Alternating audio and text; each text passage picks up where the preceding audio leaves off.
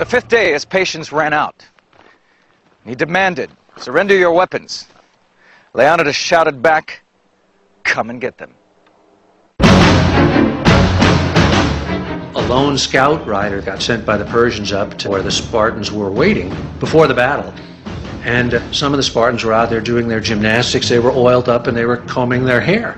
And the rider just blew his mind. He said, what were these guys doing? How could they be so blasé? And of course what they really were doing was psyching themselves up to fight to the death. Xerxes had a throne set up on a nearby hill. From several hundred feet above, he ordered his Medes into action. From their vantage point, the Greeks could only see a few thousand. This was merely the advance party for a force of 10,000 Medes, which wound round behind the mountain. Leonidas held back his Spartans and ordered the Greek troops forward.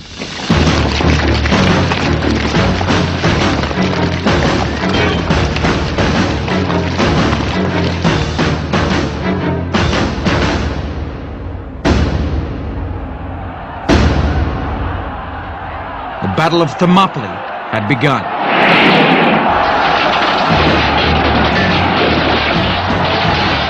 It would not be the walkover that Xerxes imagined. August 480 BC, the Greek army led by King Leonidas and 300 Spartans is facing a Persian army of 250,000 men. The Persian king Xerxes watched in disbelief as 700 Greek troops formed up at the valley entrance. They lined up in a phalanx formation. The phalanx was a forest of spears.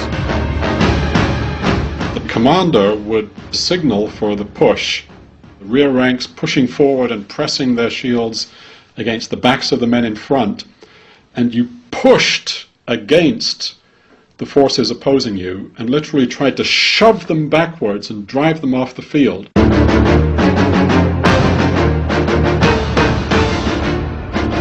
They trained their whole lives for this moment.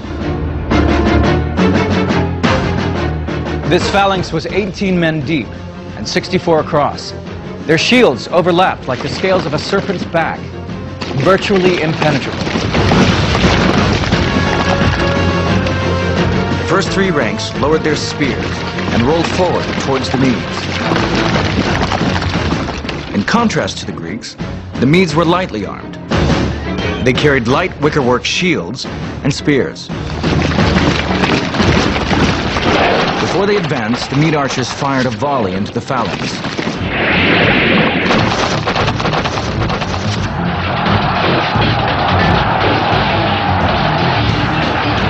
Leonidas sent in more Greeks to reinforce